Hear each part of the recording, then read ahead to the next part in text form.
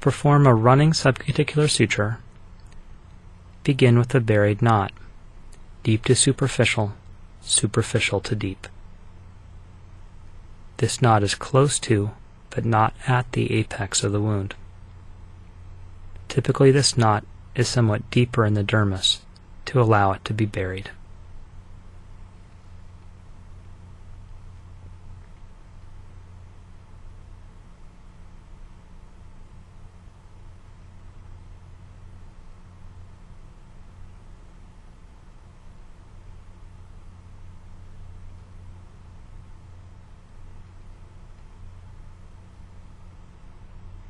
The knot is tied and the free end is cut short, typically right on the knot.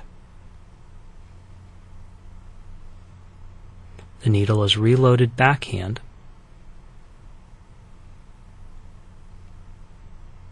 brought underneath the knot and back up through the dermis at the very apex of the wound.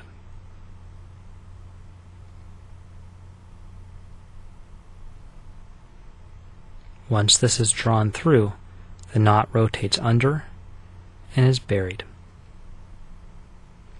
Reload the needle, and now begin taking bites at the apex. Unlike a simple suture, however, these bites are taken parallel to the skin rather than perpendicular,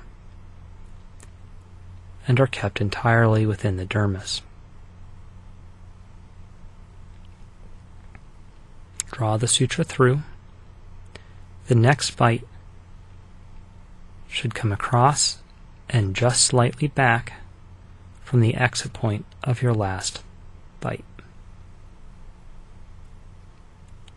Again, take a bite in the dermis that's parallel to the skin.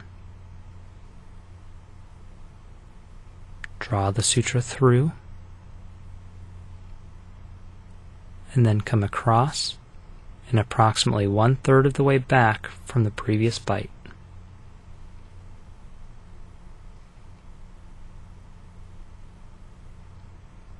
Stay in the dermis and stay parallel to the skin.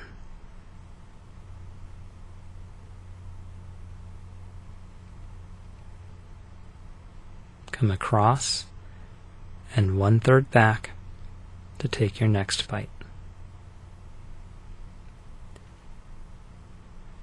Note that the forceps are used to stabilize the skin and to evert it slightly. It's best to hold the skin somewhat away from the needle to give yourself room to work.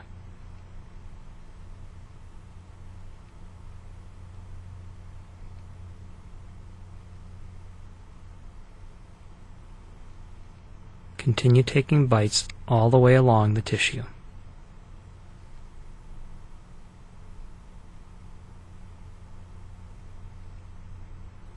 Coming across and slightly back, staying parallel to the skin, and staying in the dermis.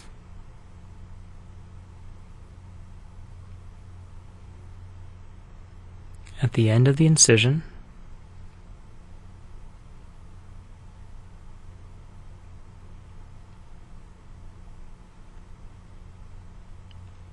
come up to the apex,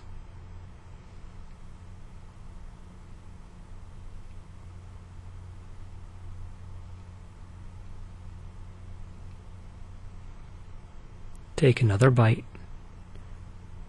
directly across,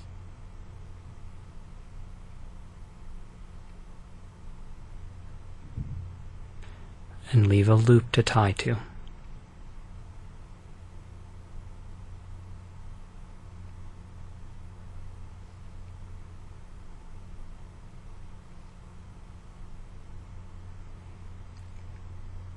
Perform your instrument tie.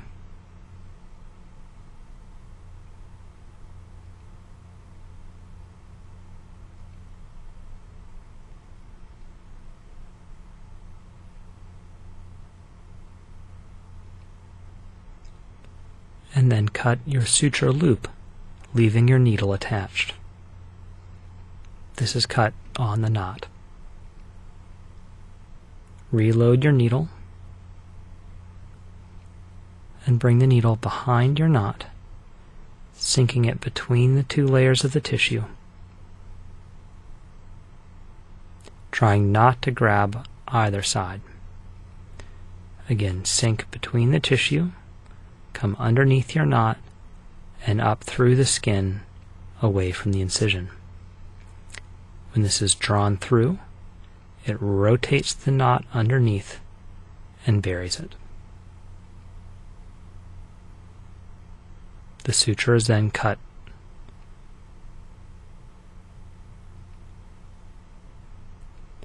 And the tail disappears.